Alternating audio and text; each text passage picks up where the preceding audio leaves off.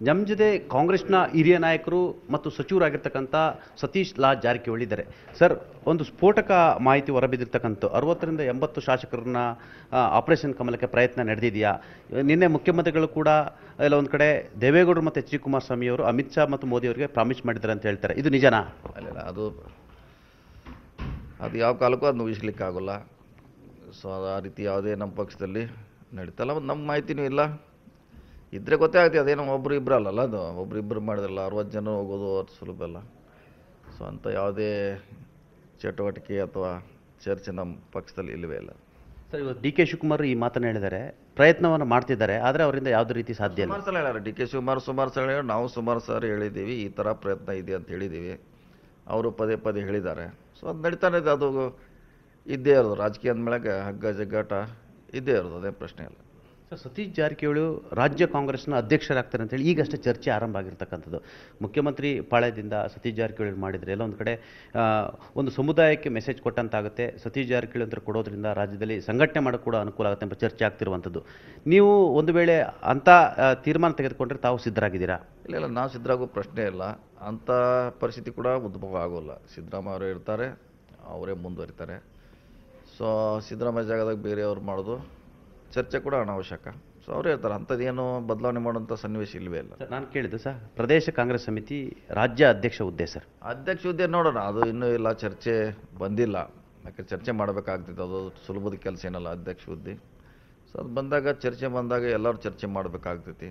ಸಾಮೂಹಿಕ ಜವಾಬ್ದಾರಿ ಕೂಡ ಇದ್ದೇ ಇರ್ತದೆ. ಚರ್ಚೆ ಬಂದಾಗ ನೋಡೋಣ. ಈಗ ನಮ್ಮ ಗಮನ ಮುಂದೆ ಅಂತ ಪ್ರಸ್ತಾವನೆ ಯಾವುದು ಇಲ್ಲವೇ ಇಲ್ಲ. ಸರ್, ರಾಜ್ಯಪಾಲರನ್ನ ಕೇಂದ್ರಕ್ಕೆ ವಾಪಸ್ ಕರೆಸ್ಕೊಳ್ಳಿ ಅಂತೇಳಿ ತಾವು ರಾಷ್ಟ್ರಪತಿಗಳ ಮುಂದೆ ಪೆರೇಡ್ ಮಾಡೋ ದಿನ ಯಾವತ್ತು? ಅದು ನೋಡಬೇಕು, ಅದು ಪಕ್ಷ ತೀರ್ಮಾನ ಮಾಡಬೇಕು. ಪಕ್ಷ ಚರ್ಚೆ ಇದೆ ಅದು ಹೋಗ್ಬೇಕಂತ. ಯಾವಾಗ ಹೋಗ್ಬೇಕು, ಯಾರು ಹೋಗ್ಬೇಕಂತ ನಿರ್ಧಾರ ಆಗಿಲ್ಲ.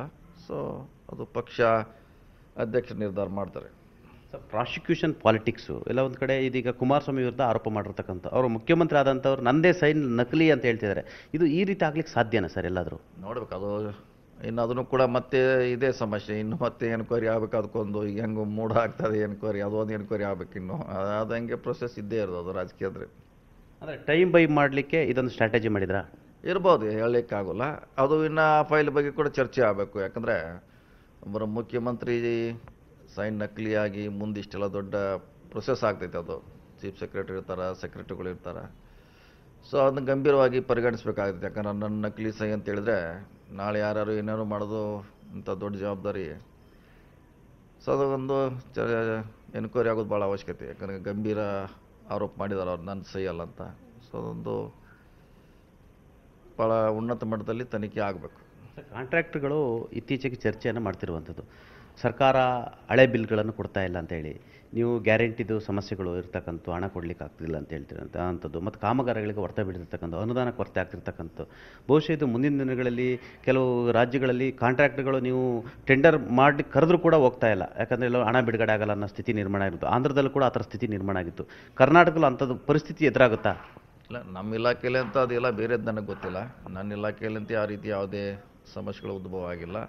ಹಿಂದಿನ ಬಿಲ್ ಕೂಡ ಕೊಡ್ತಾ ಇದ್ದೀವಿ ನಾವು. ಹಳೇದು ಬಾಕಿ, ಹೊಸ ಸುಮಾರು 3 ವಿವಿಧ ಹೆಡ್ಗಳಲ್ಲಿ ಟೆಂಡರ್ ಕರೆದಿದ್ದೀವಿ ನಾವು. ಈಗಾಗಲೇ ಟೆಂಡರ್ ಹಾಕಿದ್ದಾರೆ, ಕೆಲಸ ಪ್ರಾರಂಭ ಆಗ್ತಾಯಿದೆ.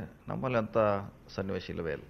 ಸರ್, ಇತ್ತೀಚೆಗೆ ಎಲ್ಲ ಒಂದು ಕಡೆ 2013ರಿಂದ 2018 ಸಿದ್ದರಾಮಯ್ಯನ ಆಡಳಿತ ವೈಖರಿ ಬೇಡ, ಇತ್ತೀಚಿನ ಆಡಳಿತ ವೈಖರಿ ಬೇಡ, ಎಲ್ಲ ಒಂದು ಕಡೆ ಸ್ವಜನ ಪಕ್ಷಪಾತ, ಪುತ್ರ ಪ್ರೇಮ ಈ ಥರಕ್ಕೆ ಬಿದ್ದು ಎಲ್ಲ ಒಂದು ಕಡೆ ಅವರ ಸುತ್ತ ಇರ್ತಕ್ಕಂಥ ಸರಿ ಇಲ್ಲ ಅಂತ ಹೇಳ್ತಾರೆ.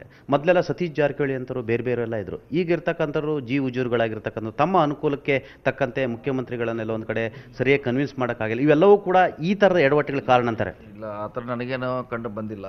ಸೊ ವ್ಯವಸ್ಥೆ ಆದಮೇಲೆ ಎಲ್ಲ ರೀತಿಯಿಂದ ಜನ ಬರ್ತಾರೆ. ಒಳ್ಳೆಯವರು ಇರ್ತಾರೆ, ಕೆಟ್ಟವ್ರು ಇರ್ತಾರೆ, ಇದ್ದೇ ಇರ್ತಾರೆ. ಮಂತ್ರಿಗಳಿಂದ ಮುಖ್ಯಮಂತ್ರಿ, ಅಧ್ಯಕ್ಷರಿಂದ ಅದನ್ನೆಲ್ಲ ನಾವು ನೋಡಿ ಅದನ್ನು ಡಿಸಿಷನ್ ತೊಗೋಬೇಕಾಗ್ತದೆ. ಅದು ಎಲ್ಲರೂ ಒಳ್ಳೆಯವರು ಇರ್ತಾರೆ ಒಂದು ಸರ್ಕಾರದಲ್ಲಿ, ಪಕ್ಷದಲ್ಲಿ. ಮುಖ್ಯಮಂತ್ರಿಗಳಿಗೆ ಸರ್, ತಾವು ಹಿರಿಯರಿದ್ದಾರೆ, ಅವರಿಗೆ ಈ ಹಿಂದೆ ವಿಚಾರದಲ್ಲಿ ತಾವು ಬೆನ್ನೆಲುಬಾಗಿ ನಿಂತಿದ್ದು ಜಗತ್ತಿಗೆ ಗೊತ್ತಿರತಕ್ಕಂಥದ್ದು.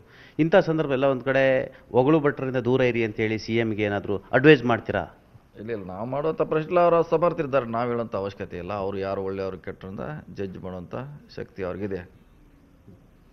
ಎಲ್ಲೊಂದು ಕಡೆ CM ಅಧಿಕಾರಕ್ಕೆ ಬರೋಕ್ಕಿಂತ ಮುಂಚೆ ತಮ್ಮ ಜೊತೆ ಇದ್ದಂಥವ್ರನ್ನ ತಮ್ಮ ಪರವಾಗಿ ಹೋರಾಟ ಮಾಡಿದಂಥವ್ರು ಅಧಿಕಾರ ಕಾರಣಕರ್ತರನ್ನ ಅಧಿಕಾರ ಬಂದ ತಕ್ಷಣ ಕುರ್ಚಿ ಬಂದ ತಕ್ಷಣ ಬಿಟ್ಬಿಡ್ತಾರೆ, ಬೇರೆಯವ್ರನ್ನೇ ಒಂದು ಟೀಮ್ ಇಟ್ಕೊಳ್ತಾರೆ ಅನ್ನೋ ಒಂದು ಆರೋಪ ಇದೆ. ಇಲ್ಲ, ಆ ರೀತಿ ಇದ್ದರೆ ನನಗೆ ಗೊತ್ತಿಲ್ಲ. ಆದರೂ ಕೂಡ ಅವ್ರು ಬಂದವ್ರಿಗೆಲ್ಲ ಸಹಾಯ ಮಾಡ್ತಾರೆ, ಹೆಲ್ಪ್ ಮಾಡ್ತಾರೆ, ಕೆಲಸ ಮಾಡ್ತಾರೆ, ಅದರಲ್ಲಿ ಪ್ರಶ್ನೆ ಇಲ್ಲ. Thank you very much. ಇವಿಷ್ಟು ಸತೀಶ್ ಜಾರಕಿಹೊಳಿಯವರ ಅಭಿಪ್ರಾಯ ಆಗಿರ್ತಕ್ಕಂಥದ್ದು. ಒಟ್ಟಾರೆ ಎಲ್ಲ ಒಂದು ಕಡೆ PCC ಅಧ್ಯಕ್ಷ ಹುದ್ದೆಯನ್ನು ಹೈಕಮಾಂಡ್ ತೀರ್ಮಾನ ಮಾಡ್ತಾರೆ ನಮ್ಮ ಮಾತನ್ನು ಹೇಳಿದರು. ಮತ್ತು HD ಕುಮಾರಸ್ವಾಮಿ ವಿಚಾರದಲ್ಲಿ ಕೂಡ ಇದು ಮತ್ತೆ ತನಿಖೆ ಆಗಬೇಕು, ಮತ್ತಷ್ಟು ಪ್ರೋಸೆಸ್ ಅನ್ನೋ ಒಂದು ಮಾತನ್ನು ಕೂಡ ಹೇಳಿದರು. ಕ್ಯಾಮ್ರಾ ಪರ್ಸನ್ ವಿಶ್ವನಾಥ್ ಹಾವೇರಿ ಜೊತೆ ಚಿದಾನಂದ್ ಪಟೇಲ್, ನ್ಯೂಸ್ 18 ಕನ್ನಡ, ಬೆಂಗಳೂರು. ಕನ್ನಡಿಗರ ಮೆಚ್ಚಿನ ನಿಮ್ಮ ನ್ಯೂಸ್ 18 ಕನ್ನಡ ಈಗ ವಾಟ್ಸ್ಆಪ್ನಲ್ಲಿಯೂ ಲಭ್ಯ. ಕರ್ನಾಟಕ ಮತ್ತು ದೇಶ ವಿದೇಶದ 360 ಡಿಗ್ರಿ ಸುದ್ದಿ ವಿವರವನ್ನ ನೀವು ನಿಮ್ಮ ಕೈ ಬೆರಳುಗಳಲ್ಲಿಯೇ ಪಡೆಯೋದಿಕ್ಕೆ ಈ QR ಕೋಡ್ ಅನ್ನ ಸ್ಕ್ಯಾನ್ ಮಾಡಿ. ನಮ್ಮ ಚಾನೆಲ್ ಅನ್ನ ಫಾಲೋ ಮಾಡಿ, ನೋಟಿಫಿಕೇಶನ್ ಆನ್ ಮಾಡಿ.